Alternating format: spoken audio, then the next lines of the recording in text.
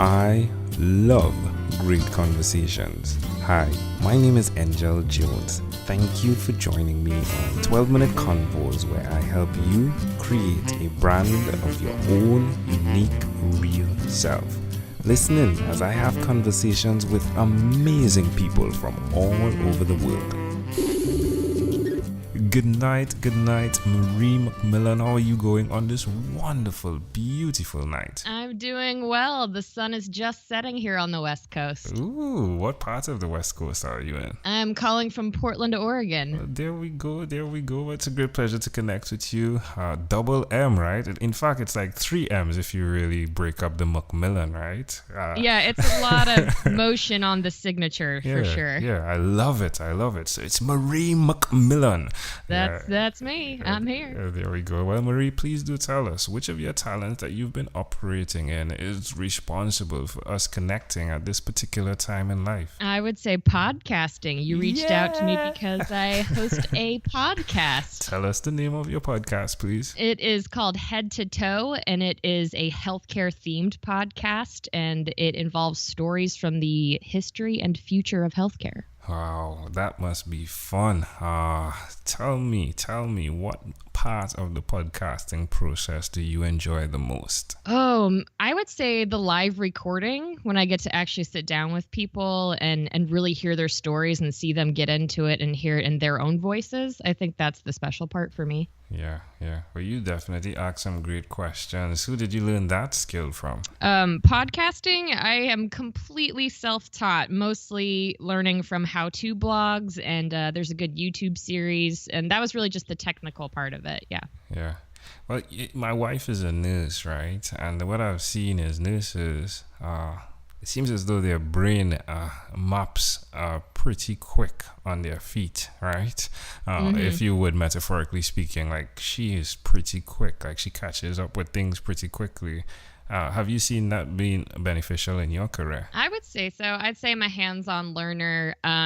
It was really funny. Opening all this audio equipment and downloading Audacity for the first time, and it was fun. My husband thought it was funny that I thought that was overwhelming, whereas I can do dialysis on a real person, but the putting stuff together and editing and getting it off the ground was a rough go of it. But I'm a year out now, and it's getting better and easier each time. That's wonderful. Congratulations on that, on being consistent with that. Why will you continue? Why will I continue? I would say I'm a sucker for storytelling. I love hearing people's personal stories, especially in the arena of healthcare. Like I said, I think there's a wealth of great material untold by healthcare professionals, and I like to tap into that. And I think that the potential there is ongoing. That's great. Now, where can we go to hear more of your content? Ooh, there are a few places. You can find Head to Toe on iTunes, on Podbean, or on my website, mariemacmillan.com. And that's MAC for those of you out there listening. I love it. Well,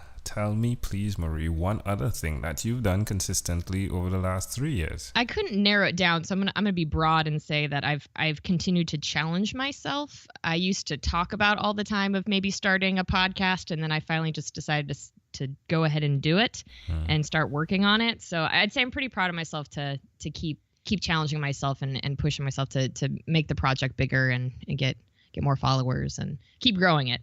How have you created that challenge? Is it something that you've done internally, or do you have external forces that are pushing you along your authentic self? Then that's a great question. I think it's a mixture of both, external and internal. I think internally, I'm an artistic person, and I think that I've always wanted to do something within storytelling. I've always gravitated towards that. Externally, like you said, nursing, we're on our feet all the time. And I think I've just realized, 8, 9, 10 years into my career that I can't do it forever. So I'm trying to morph it into maybe something else. But I do love my nursing work. I'm not sure that that's the one thing I'm going to do for the rest of my life. So now I'm getting this other career kind of off. Which is great. Yeah. Hey, well, I'll tell you something in the conversations that I've definitely have. I'm putting myself out here. I would suggest you reframe those statements like, I am going to be doing this full time and I will be doing this, as opposed to, I'm kind of getting out there. I think I'm doing this. Like I would strongly suggest reframe it, because you're doing great. Great. Thank you so much. That's great advice. You're welcome. How does it make you feel? I mean, being out there, on the edge, if you would. I'd say pretty awesome, but it's also daunting to keep up that kind of productive energy on a consistent basis. Yeah, yeah. Why would you suggest someone out there that's listening, who might just be on the end of their career, right? Who may be thinking about switching? Why would you suggest they do what you've done? I would say that challenging yourself at whatever stage in life you are at, it develops a strong sense of self. And I think that can help you reach your goals and success as you define it. I think if I've learned anything over the last few years, it's that I should reach for success as I define it, not as the world around me necessarily. And I think that's challenging myself has really helped in making that my goal. Wow. An amazing audience. We are live with Marie MacMillan. She is the podcast host of Head to Toe. You could definitely check that out, or you could check her out at mariemacmillan.com. Marie, let's switch gears for a moment now, and let me invite you into my time machine that is surrounded with beautiful, warm, blue Caribbean water.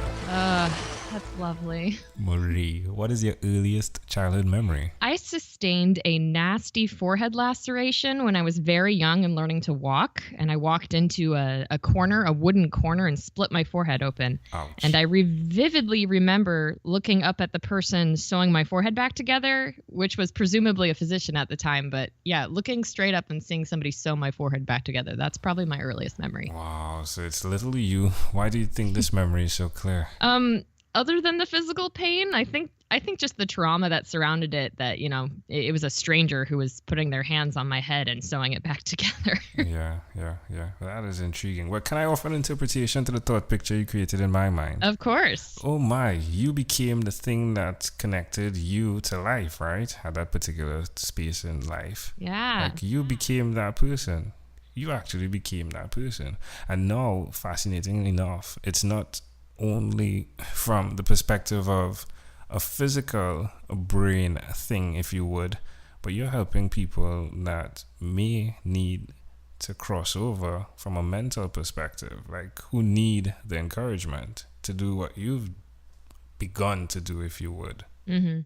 Isn't that intriguing? That is. I never would have thought of it that way. Yeah. Wow. If we fast forward to when you were 12 years old, what was your favorite song? This one was hard to narrow down, but I'm going to have to go with Britney Spears' Baby One More Time. Just one more time. It was 1998, and there was MTV, and Total Request Live was a big deal, and the music videos were a big deal, and that music video in particular is burned into my memory. It was just so very 90s and still so nostalgic for me. Yeah, I like to connect names to the conversation we're having, and even what you're doing. I'm guessing, I could be wrong, but I'm guessing you're going into this where, hey, I'll give this one more time of my energy to see if I can cross over, and if not, well, cool. I could be a registered nurse, but just one more time. Yeah, I like that. I saw, he was a comedian on SNL, and I heard him do a graduation speech, interestingly enough. And I have this image in my brain. He said when he was trying to audition for SNL, he kept throwing darts at this dartboard. It was a metaphor for him auditioning places. And he said, at some point, that's going to stick. It's going to stick. I kind of keep telling myself that. Just keep throwing darts at the dartboard, and it's good. One of them's going to stick someday. One more time. Well, we've arrived at our destination. Will Ferrell, that was his name. Okay. Will Ferrell, that was his name. There we go. Credit to Will Ferrell.